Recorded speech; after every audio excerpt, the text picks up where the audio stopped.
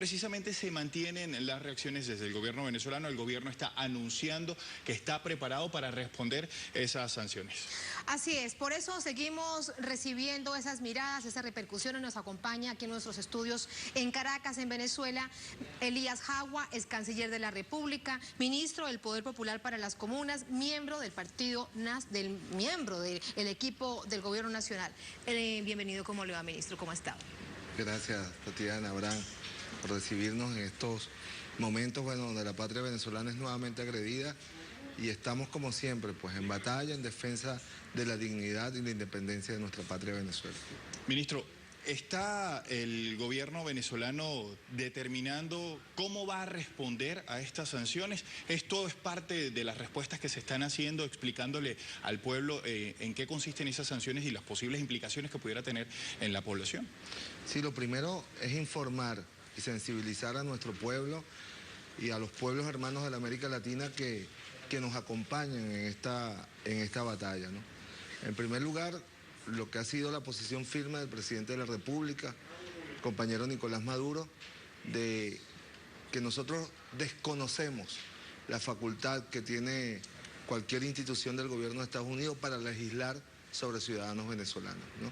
Nosotros nos debemos a nuestra legislación de un país soberano e independiente y a los acuerdos y convenios internacionales que hemos suscrito. Pero no aceptamos de los Estados Unidos ni de nadie decisiones unilaterales, ni le reconocemos facultad para sancionar unilateralmente a ningún ciudadano o servidor público venezolano, ¿no? Es una sanción, como dice la oposición venezolana, contra un grupo, parte del gobierno venezolano, autoridades venezolanas, lo ven como una sanción al gobierno, al pueblo venezolano. Sin duda alguna, porque a los funcionarios que se pretende sancionar son funcionarios que garantizaron durante todo este año la paz y la integridad de la República. Son oficiales generales, altos oficiales de nuestra Fuerza Armada Nacional, altas autoridades policiales, ¿no? A la Fiscal General de la República, que actuaron en cumplimiento de su deber como garantes del Estado venezolano, ¿no? ¿Ellos qué hicieron? Evitar que continuara en el marco de la Constitución de la República y usando la fuerza pública de manera proporcional, diferenciada, evitaron que en las calles de Venezuela se siguiera asesinando, degollando a los motociclistas, incendiando universidades, incendiando transportes públicos con los conductores y los pasajeros adentro. Tenía que actuar el Estado, la fuerza legal del Estado, y actuó con estricto apego a los derechos humanos. Y luego actuó la justicia, privando de libertad a quienes asesinaron, a quienes quemaron, a quienes incendiaron, a quienes destruyeron y a quienes elaboraron el plan para incendiar a Venezuela y llevar a Venezuela a una confrontación civil.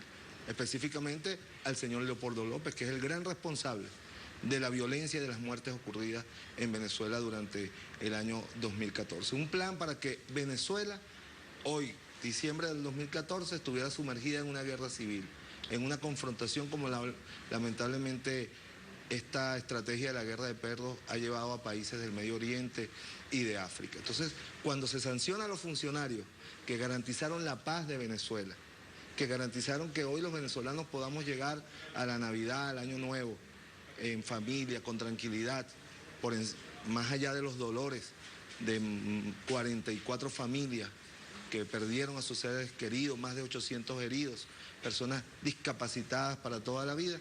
Más allá de esos dolores, Venezuela culminó en paz. Eso es lo que se le pretende cobrar a los generales, a los oficiales policiales, a la Fiscal General de la República de Venezuela. Ahora, Estados Unidos está vendiendo esta información como que se cometieron violaciones de derechos humanos en Venezuela por parte del gobierno, de funcionarios del gobierno, pero ¿qué hay verdaderamente detrás de este plan de sanciones contra el país? Bueno, en primer lugar, rechazar que no ha habido una comisión de violación de derechos humanos por ninguno de estos funcionarios. Ellos actuaron apegados al mandato de la Constitución y cuando hubo que usar la fuerza pública lo usaron de manera proporcionada, de manera diferenciada para contener la violencia, porque era deber del Estado garantizar la paz a la inmensa mayoría de venezolanos que estaban sometidos a los disparos de francotiradores, a los incendios de unidades de transporte, de universidades, de centros de abastecimiento de alimentos, no podían dejar de actuar. Por el contrario, hubiesen violado los derechos humanos por omisión si no actúan en defensa de los derechos humanos integrales de todos los venezolanos y venezolanas. ¿Qué es lo que se pretende?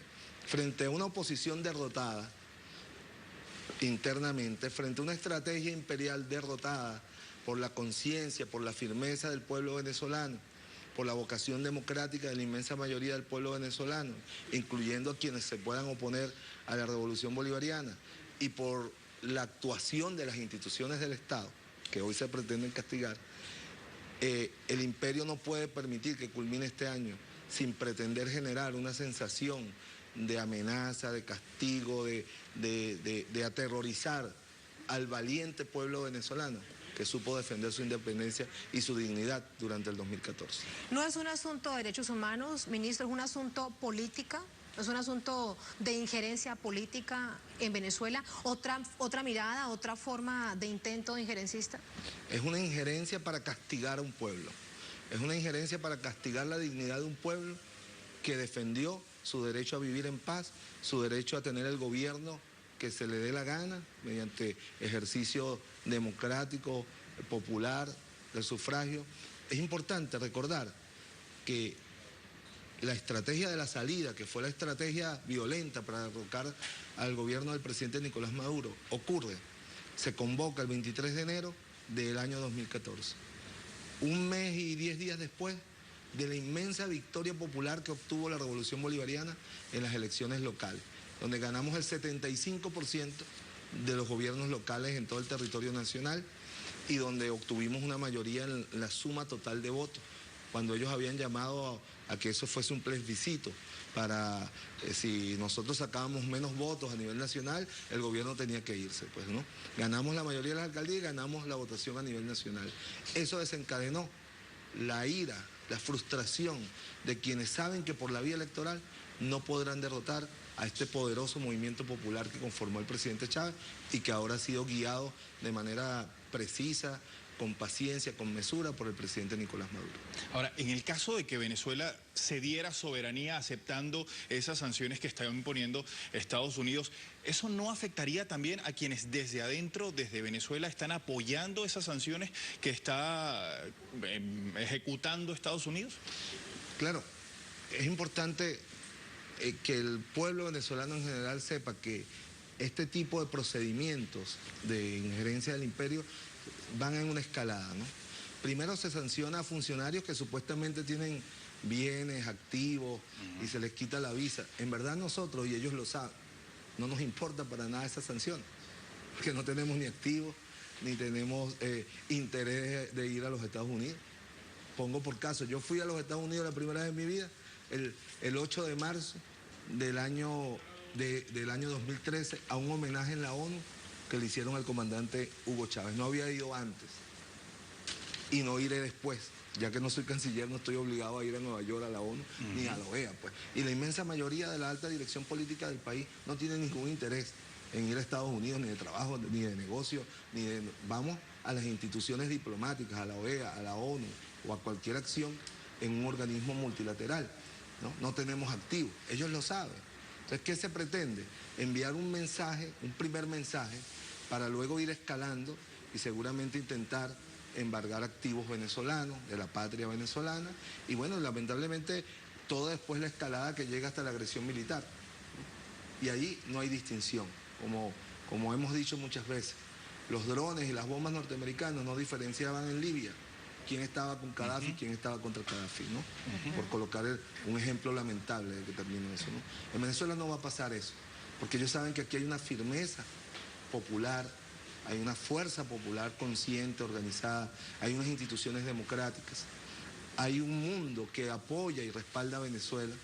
Fíjense, ¿por qué al final tienen que acudir a esto? Tras el fracaso durante todo el año 2014 de intentar sanciones en organismos multilaterales.